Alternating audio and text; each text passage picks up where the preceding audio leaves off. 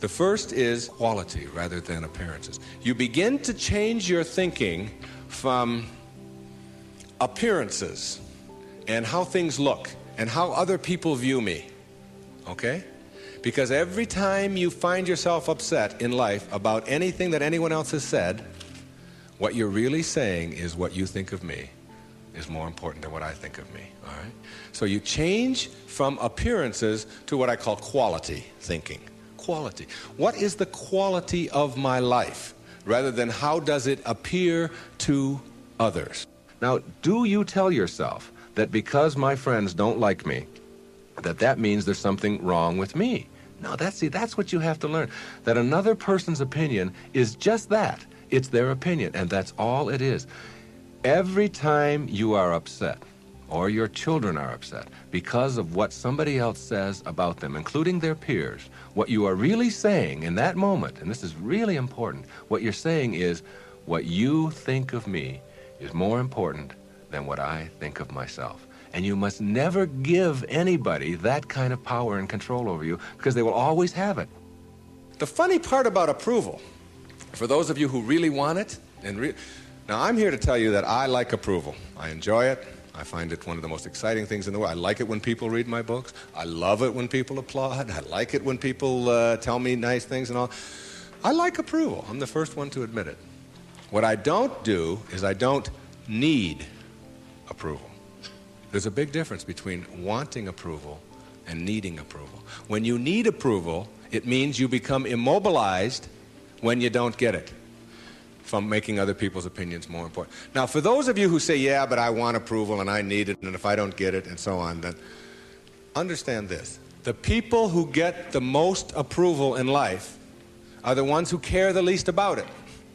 And the ones who get the least approval are the ones who are always going after it.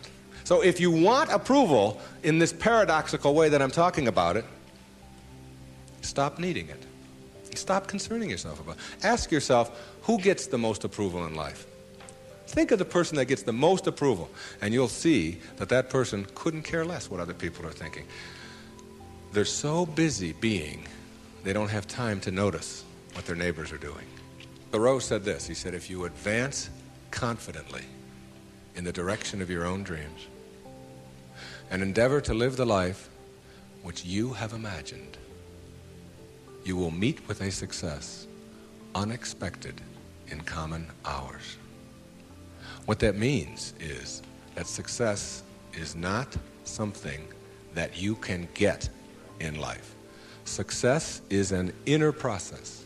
Success is something that you bring to everything you do in your life.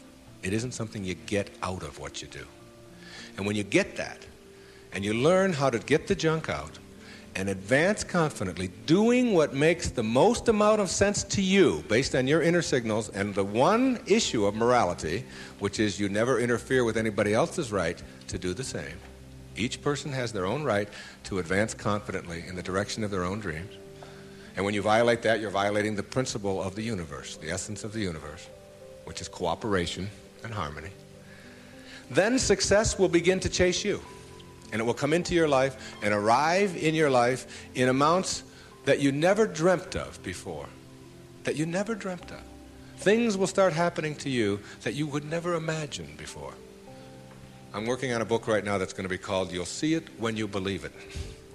And when you start believing in some of these principles, you'll start seeing things that you were blind to for so long. When you were back here in the 2 and the 3 and the 4 and the 5, when you were moving away from yourself, as long as you're moving back towards your universal essence, your harmony with yourself, your cooperation with the rest, things will start happening in ways that you never dreamt of. Jung called it synchronicity. And it's a term that we use to explain how unexplainable coincidences sort of happen in our life. And how come these things happen? I'm going to share a couple of those with you before we leave. The quality versus appearance in your life means that you get that inner candle flame working in a way that gives you quality, independent of what other people think of you.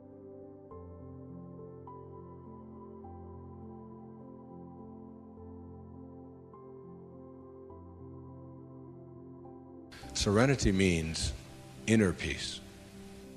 It means that you can find joy in every moment that you have in your life instead of always looking for it. It means that while you are driving along the countryside, and seeing, instead of saying, "Oh, I'm on my way to this point," that you can open your eyes and see it with new eyes. See the rolling mountains, see the grass, see the deer, see the sky.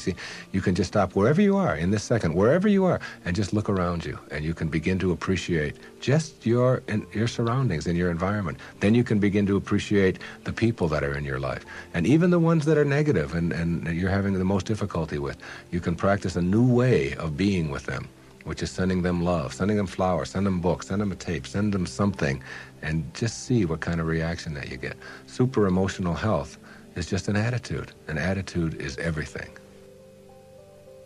I want to summarize these new ways of being and give you the most important ingredient on the path as we leave.